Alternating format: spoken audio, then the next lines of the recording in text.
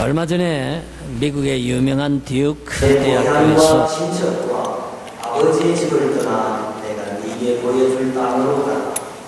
내가 너로 큰 민족을 이루고 네게 복을 주어 내 이름을 창대하게 하리니 너는 복이 될지라. 너를 축복하는 자에게는 내가 복을 내리고 너를 저주하는 자에게는 내가 저주하리니 땅의 모든 족속이 너로 말미암아 복을 얻을 것이라 하시니라. 이에 아브라함이 여호와의 말씀을 따랐고 롯도 그와 함께 갔으며 아브라함이 하란을 떠날 때에 75세였더라. 교회들의 변화를 조사를 했습니다. 그것을 9가지로 레이너 박사가 정리를 했습니다. 여러 가지 특징들 중에 하나가 지금 이 시대의 교회들은 교파적인 특징이 이제 없어져 가고 있다 하는 얘기를 하고 있습니다. 저희 갈릴리 교회만 하더라도 그런 것 같습니다. 이민 오시면서 감리교회 다니시다가 오신 분도 계시고 또 침례교회에서 오신 분도 계시고 또 우리 중에는 가톨릭 성당에서 오신 분도 계십니다. 특별히 이민교회 같은 경우에 여러 교파를 초월한 구성원들이 성도들로 구성 멤버를 이루고 있는 것 같습니다.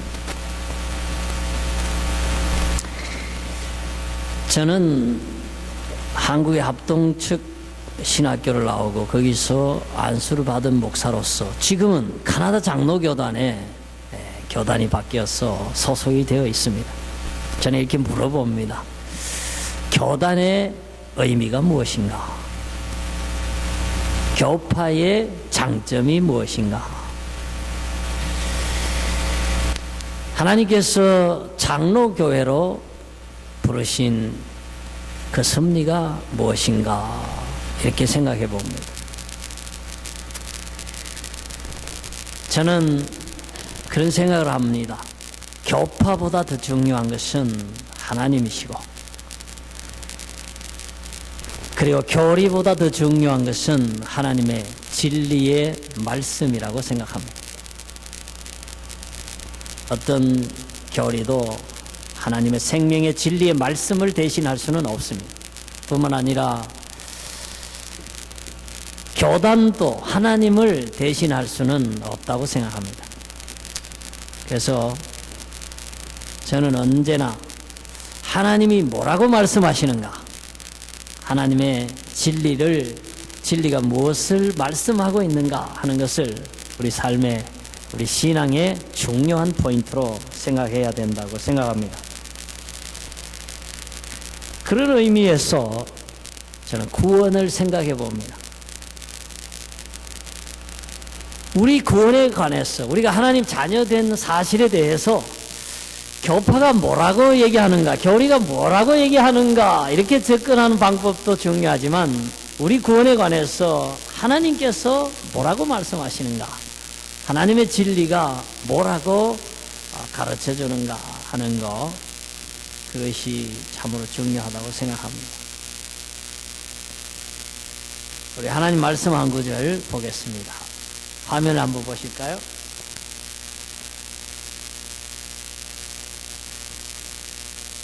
제가 먼저 한번 읽어보겠습니다. 여호와께서 아브라함에게 이르시되 너는 너의 고향과 친척과 아버지의 집을 떠나 내가 네게 보여줄 땅으로 가라. 여기 한번 같이 읽어보겠습니다. 시작. 내가 너로 큰 민족을 이루고 네게 복을 주어 내 이름을 창대하게 하리니 너는 복이 될지라. 제가 읽겠습니다. 너를 축복하는 자에게는 내가 복을 내리고 너를 저주하는 자에게는 내가 저주하리니. 같이 봅니다. 땅의 모든 족속이 너로 말미암아 복을 얻을 것이라 하신지라. 아멘.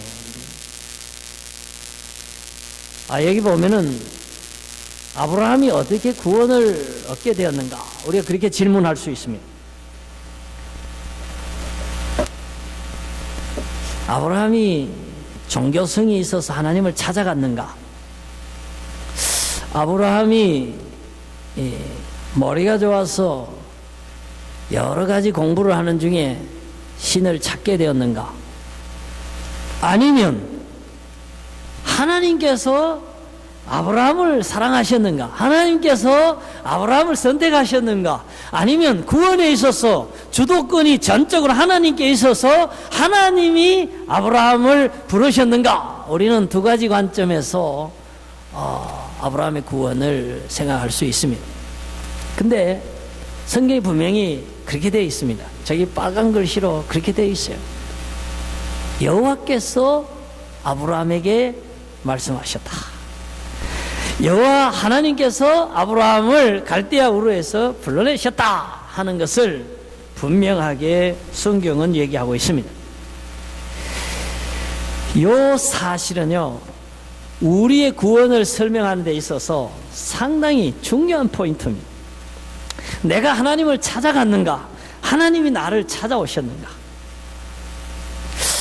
나의 종교성이나 나의 신앙이 하나님에게로 찾아오게 됐는가? 아니면 하나님의 그 은혜가 나에게 찾아오셔서 나를 하나님께로 이끌어 가셨는가? 하는 것을 설명하는데 중요한 단서가 될 수 있는 본문이 되겠습니다. 제가 며칠 전에 재미있는 간증을 하나 들었습니다. 여러분, 우리나라 역사상에 세계적으로 가장 많이 알려지고 유명한 축구 선수가 누구라고 생각하십니까? 나는 박지성 이럴 줄 알았어요.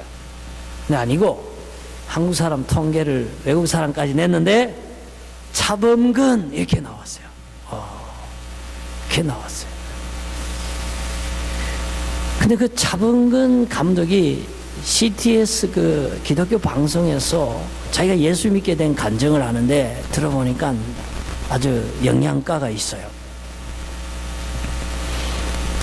이분이 이제 막 우리나라 국가대표로서 최고의 공격수로서 이름을 날릴 때에 그 가장 그 유명한 그 경기가 말레이시아하고 한국하고 한국에서 대통령배 축구 대회를 하는데 후반전 7분을 남기고 우리나라가 4대1로 지고 있는 거예요.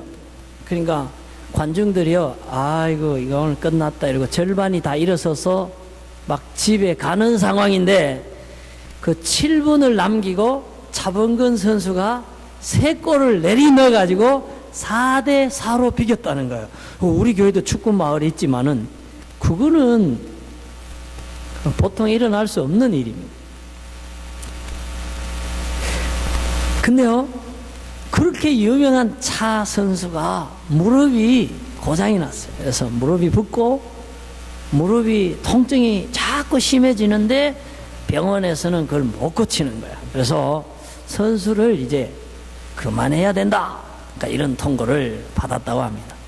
자, 그러면 한국의 최고의 축구 대표 선수가 최고의 명성을 가지고 이렇게 참 잘 나가고 있는 그때에 축구를 그만둬야 된다고 했을 때에 이 사람이 갖는 그 좌절감이 굉장히 컸다 그래요. 그런데 자기 와이프 친구 되는 어떤 사람이 교회에 어떤 목사님이 이 병 고치는 은사가 있다고 그러는데 한번 기도를 받아보지 않을래? 누가 그러더래요. 전에 같으면 그런 거 자기 교회도 안 다니고 예수도 안 믿으니까 싹 무시해버렸을 텐데 병원에서도 안 되지, 무릎은 아프지, 선수는 이제 그만해야 될 지경이지, 이러니까 그 얘기가 솔깃하게 들어오더래요. 그래서 어느 날 그 사람을 초청해다가 이제 무릎에 안수기도를 받는데 그렇게 무릎에 막 불이 붙은 것처럼 뜨겁고 막 그렇더래요. 그러고는 그 길로 싹 나서버린 거야. 그러니까 너무 신기하잖아요. 이 사람이 어떻게 생각하냐면은, 야, 정말 하나님이 계신가 보다. 어떻게 이 불가능한 일이 일어날 수 있나? 어떻게 의사도 알 수 없는 일들이 기도하는데 한순간에 이렇게 나을 수가 있나 해서, 그 당시에 이영무 선수가 아주 예수를 잘 믿는 사람인데, 그 사람 보고 나 좀 교회에 데리고 가달라고. 그러니까 차범근 선수를 데리고 기도원에 간 거예요. 거기서 기도를 하다가 하나님을 만난 거예요. 그래서 은혜를 받고 나니까 하나님 계신 게 믿어지고, 은혜를 받고 나니까 하나님이 자기를 고쳐주신 게 믿어지고, 은혜를 받고 나니까 찬송가 부르는 게 기쁘고, 은혜를 받고 보니까 성경을 읽는데 다 자기를 위한 말씀으로 그렇게 다 받아들여 주시더래요. 그래서 오늘날까지 그가 하나님을 모시고, 그래서 독일 가는 것도 그때 한국에서 해외로 진출한 선수가 아무도 없을 때에 하나님께 간절히 기도하는 중에 분데스리가로 진출하고, 거기서도 세계적인 선수로 참 하나님의 축복 가운데 그렇게 살아갈 수 있었다 하는 간증을 제가 들으면서, 그렇구나, 저 차범근 선수가 축구인이 아니라 하나님의 아들이구나. 저 사람이 하나님의 은혜를 받은 사람이구나. 축구를 통해서 하나님의 영광을 드러내는 하나님의 일꾼이구나 하는 것을 그 간증을 통해 제가 깨달을 수가 있었습니다. 자, 그런데 아브라함을 하나님이 부르셨고, 차범근 선수에게 하나님이 찾아오셔서 그 무릎을 고쳐주시고 교회에서 그를 만나주신 분이 하나님이시라면, 나를 교회로 불러주신 분은 누구인가? 나를 하나님께로 이끌어 주신 분은 누구인가? 하는 것입니다. 우리 자신의 구원을 조명을 해보기를 원합니다. 에베소서에 보니까 찬송하리로다. 하나님 곧 우리 주 예수 그리스도의 아버지께서 그리스도 안에서 하늘에 속한 모든 신령한 복을 우리에게 주시되. 여러분이 읽어보셔요. 시작. 곧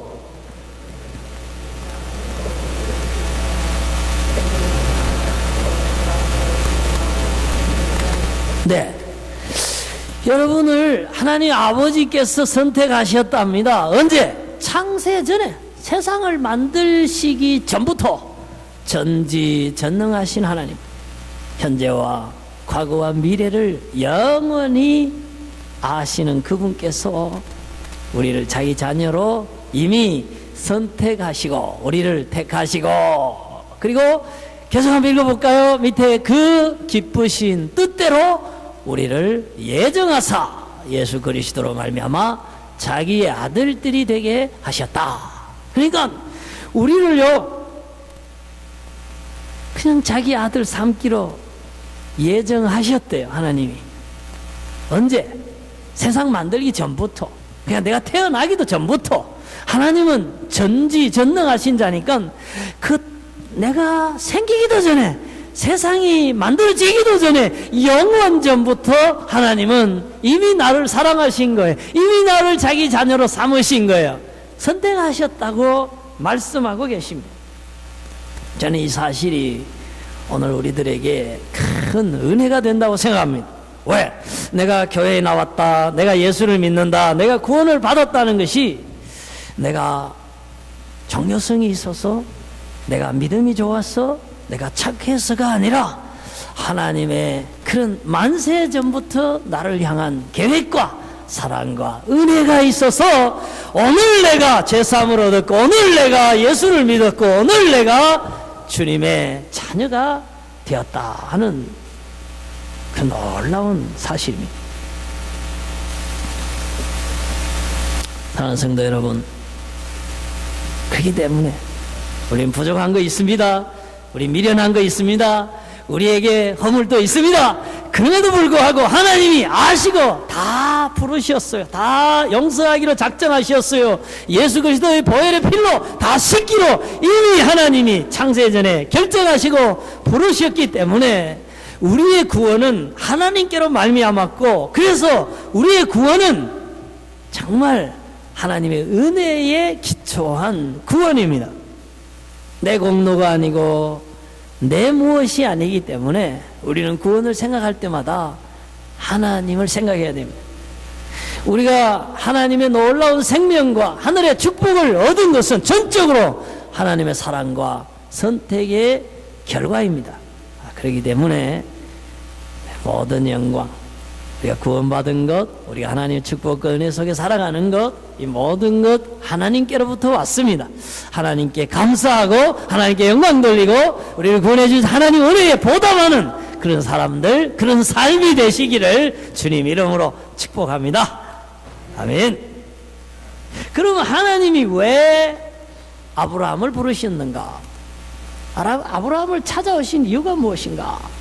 우리 한번 생각해 보기를 원합니다. 아까 우리 읽었던 본문인데 여기를 자세히 보면은 하나님이 아브라함을 찾아오셔서 하신 말씀 가운데 중요한 세 단어가 하나 있어요. 땅, 민족, 복. 근데 이 복을요, 여기도 복, 여기도 복, 복 여러 번 얘기를 하셨어요. 저는 하나님의 우리를 향한 부르심 가운데 저 개념이 들어있다고 생각합니다. 땅의 개념, 민족의 개념, 복의 개념이 우리를 부르신 부르심 안에도 있다고 생각합니다. 우선 아브라함이 향하신 하나님의 사랑을 생각하면서 제가 한 가지 퀴즈를 한번 내보려고 합니다. 이제 퀴즈는 한 문제입니다. 맞추면 100점, 틀리면 0점. 그러니까 이 한 문제가 아주 중요합니다. 장학생이 될 수도 있고 낙제생이 될 수도 있습니다. 이 사람은 누구일까요? 다음에 보기를 잘 들으시고 이 사람에 대해서 답하시기 바랍니다. 이 사람은 고향이 갈대아 우르입니다. 75살에 가나안으로 이민을 떠났습니다. 가나안에 정착해서 하나님을 예배했던 사람입니다. 후에 목축업이 번성해서 조카와 헤어지게 되었습니다. 그는 이쁜 자기 와이프를 여동생이라고 속였으나 하나님의 은혜로 왕에게 큰 재물을 얻고 돌아온 사람입니다. 조카가 잡혔을 때에 전쟁을 했으나 전쟁에서 승리를 거두고 돌아오면서 멜기세덱을 만나서 11조를 드렸던 사람입니다. 자식이 없었으나 86살에 처백에서 아들을 하나 얻었고 다시 100살에 정부인에게서 아들을 얻었습니다. 이스라엘 민족의 조상이 되었습니다. 그의 후손 가운데 그리스도가 태어났습니다. 이분은 누구일까요? 여러분, 누굽니까? 그 쉬운 걸 내놓고 그걸 퀴즈라고. 그래요. 제가 퀴즈를 낸 목적이 거기 있습니다. 여러분이 경청하시라고. 아브라함에 대해서 내가 얘기하겠습니다. 이러고 얘기 쭉 하면은 누가 듣겠습니까? 여러분, 아브라함입니다. 그렇습니다. 하나님께서 아브라함을 찾아오셔가지고 이스라엘 그 땅을 그에게 주셨어요. 그의 후손이 번성하도록. 참 그의 자손이 번성할 수 없는 상황이잖아요. 근데 자손이 번성하게 하셨고 거기서 물질적인 복을 많이 풍성하게 받아서 그 땅에 거하기가 땅이 좁을 정도로 하나님 목축업에 축복을 하시고 12 아들들을 통해서 오늘날 이스라엘 민족을 이루도록 하나님이 역사 속에 아브라함을 축복하셨습니다. 자, 그러면 우리는 이스라엘도 알고 우리는 성경도 알고 현재 하나님이 이스라엘 민족에 주신 축복을 우리 역사를 통해 잘 알고 있습니다. 그러면 하나님이 아브라함을 부르신 목적이 이스라엘을 통해서 아브라함의 후손을 통해서 우리가 깨닫습니다. 무엇을 깨닫습니까?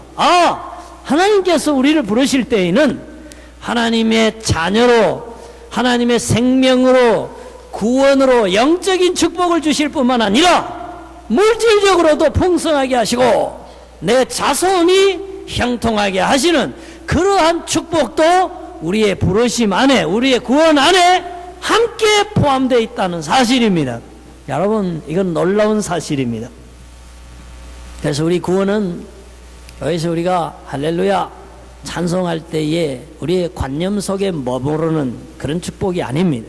우리의 구원은 실제 우리 삶 속에서 우리 아들들이 시험 칠 때에 붙고, 우리 아들들이 직장에 들어갈 때에 하나님이 복을 주시고, 내가 생업을 할 때에 그 생업에 하나님이 형통함과 번성함을 주시는 살아계신 하나님이요, 복 주시는 하나님이요, 풍성케 하시는 그 하나님이 우리를 구원하신 하나님이시고, 아브라함의 하나님이 우리 가정의 내 후손의 나의 하나님이시다 하는 사실입니다. 그래서 우리 예수 믿는 사람들은요, 긍정적이어야 합니다. 굉장히 하나님과 나를 이렇게 놓고 내 인생을 바라보는 그런 믿음의 관점이어야 합니다. 아브라함이 복을 받았지만, 아브라함의 자손이 형통했지만, 아브라함이 한 민족을 이루었지만, 아브라함이 전쟁할 때도 있었고, 조카가 그를 떠나가는 아픔도 있었고, 자기 와이프를 아비멜렉 왕에게 뺏겼어요. 그런 인생의 큰 위기도 겪었습니다. 여러분, 이것이 오늘 우리들의 큰 힘이 되고 교훈이 됩니다. 하나님이 결국은 우리를 복주시고, 결국은 형통케 하시고, 결국은 우리를 생명으로, 구원으로, 형통함으로, 한 민족으로, 한 땅으로 하나님이 이끌어 가시지만은, 삶의 어느 한 단면을 잘라보면은 사람으로부터, 조카로부터 아픔을 당할 때도 있고, 전쟁의 위기를 당할 때도 있고, 가뭄으로 생존이 끊길 것 같은 두려움을 느낄 때도 있지만은, 그러나 그때에도 하나님은 아브라함과 함께 하셨습니다. 그 위기의 어려움의 순간에도 아브라함을 부르신 하나님 목적 안에 축복은 여전히 이루어지고 있었다는 사실입니다. 한 민족을 향하여 그 땅을 지배할 수 있도록, 그리고 그가 복의 근원이 될 수 있도록 하나님은 가뭄 속에서도 인도하고, 전쟁 속에서도 인도하고, 와이프를 상실한 상황에서도 하나님 그 축복된 상황 속으로 인도하고 있었다는 사실입니다. 여러분, 이것이 우리에게 지혜와 교훈과 위로와 격려가 됩니다. 왜? 때로는 우리가 아플 때도 있잖아요. 때로는 내가 원하는 물질을 얻지 못할 때도 있잖아요. 때로는 사람으로부터 어려움을 겪을 때도 있잖아요. 그러나 실망하지 마십시오. 우리가 하나님을 바라보고 있을 동안에, 하나님의 우리를 향한 부르심이 견고한 동안에는 그 위기조차도, 환난조차도, 가뭄과 전쟁조차도 하나님의 뜻을 바꿀 수는 없다는 사실입니다. 저는 저 청송에서 아버지 없이 자라다가 어머니가 집 나가고 아주 10살 꼬마 그 소녀가 거지가 돼서 이 집 저 집 얻어먹으면서 공부도 못하고 다니다가 교회에서 불쌍히 여겨서 밥을 걷어 먹여주고, 교회에서 선생님이 안아주고 하니까 그 선생님 품이 어머니 품 같고, 배가 고프니까 주일날 교회에 찾아가고 하던 소녀가 주님을 만났습니다. 그는 우여곡절 끝에 어머니를 만나서 저 청송 산골에서 다 쓰러져가는 집 한 채 폐가에 대충 수리해서 살면서 거기서 교회 나가서 예배드리고, 거기서 기도하고, 그리고 낮에는 나가서 어머니와 함께 노동일을 하던, 우리가 생각할 때에 잊혀진 사람이요, 우리가 생각할 때에 정말 반딧불 같은, 그저 반짝하는 그런 삶에 불과한 한 소녀 같지만, 그가 하나님께 기도하고 하나님을 예배하며 그가 신앙으로 살아갈 때에 하나님께서 그 사람에게 과외 선생이 되게 했습니다. 과외를 여기 초등학교 아이들을 과외하면서 자기가 곱셈을 익히고 자기가 나누기를 익히고 그러면서 공부를 하게 하시고, 그 과외받은 애들이 성적이 올라가니까 그 엄마들이 학원 하라 그래가지고 학원 했는데 학원이 또 대박이 나가지고 돈을 많이 벌어서 거기다 빌딩을 하나 지었는데, 이왕이면 과외하러 또 저기 가고 미술하러 또 저기 가느니 이 빌딩 안에 미술학원, 태권도학원, 피아노학원, 뭐 수학학원 다 차려가지고 그냥 원스톱 과외로 하자 해가지고 그게 또 대박 곱하기 트리플이 나가지고 한 달에 몇 억씩 버는 사람이 됐어요, 여러분. 박순애. 우리 누나 이름이 순애인데 박순애, 우리 누나 말고 박순애 전도사에게, 여러분 제가 그분 감정을 들으면서 많은 은혜를 받았어요. 아, 하나님의 부르심 속에 가난한 것도 아버지가 없는 것도 때로는 그 여러 가지 삶의 우여곡절이 있을 수는 있지만은 결코 그 어려움이, 그 슬픔이 하나님의 딸을 삼킬 수 없다, 하나님의 사랑과 축복을 대신할 수 없다는 확실한 그런 깨달음을 얻는 것입니다. 오늘 이 말씀이 하나님을 믿는 신앙을 가지고 있지만, 하나님의 축복을 믿지만은 때로 우리에게 다가오는 시련이, 어려움이 너무 커서 정말 하나님이 나를 사랑하시는가 의심이 들고, 때로는 삶의 끈을 놓아버리고 싶은 우리의 연약함이 있을 때에 그렇지 않다는 하나님의 그 메시지로 받을 수 있기를 바랍니다. 알아, 아브라함을 봐라. 확실히 부름을 받았지 않느냐? 하나님의 땅에 순종해서 가나안으로 나갔지 않느냐? 그럼에도 불구하고 조카의 배신과 그리고 전쟁과 가뭄과 아내를 뺏기는 위기를 겪었지 않느냐? 그러나 그가 하나님을 신뢰하고 하나님을 예배하고 있는 동안에 결국은 하나님이 그를 다시 돌아오게 하시고 그에게 100살의 아들을 주시고 그의 후손이 번성하게 하시고 그 땅에 한 민족을 이루어 이스라엘 나라로 네 눈에 보이지 않느냐? 이것이 우리 삶에 향하신, 어려움을 겪는 성도들을 향하신 하나님의 계획과 축복된 메시지로 알고, 어려운 가운데서도 아브라함처럼 믿음 지키고 아브라함처럼 가는 곳곳마다 하나님을 예배하고 하나님의 뜻에 순종하는 이 시대의 믿음의 조상 아브라함이 되기를 주의 이름으로 축복합니다. 아멘. 기도하겠습니다. 그래요, 우리를 부르신 하나님, 우리를 구원으로 생명으로 인도하신 분은 하나님이십니다. 하나님의 은혜에 감사하면서 그 은혜에 보답하는 아브라함 같은 믿음의 삶 살아갈 수 있도록 우리 기도합시다. 때때로 우리 삶에 여러 가지 도전과 어려움이 닥쳐옵니다. 그러나 그 어려움 때문에 신앙을 꺾지 않고 오히려 어려움이 있을 때에 더 하나님 가까이 나아가고 어려움이 있을 때 더 기도하고, 그래서 하나님의 아브라함을 향한 그 사랑과 축복이 내 가정에, 내 몸에, 내 심령에, 내 인생에, 우리 교회에 임하도록 하나님 아브라함의 믿음과 아브라함의 축복과 아브라함의 그 신앙의 삶을 허락해 주옵소서. 연약해질 때에 아버지 그 연약함 때문에 시험에 들지 않게 하시고 더 주님 가까이 나아가서 은혜 입는 그런 이 시대의 토론토의 아브라함이 되게 하여 주시옵소서. 우리 함께 기도하겠습니다. 같이 기도하겠습니다.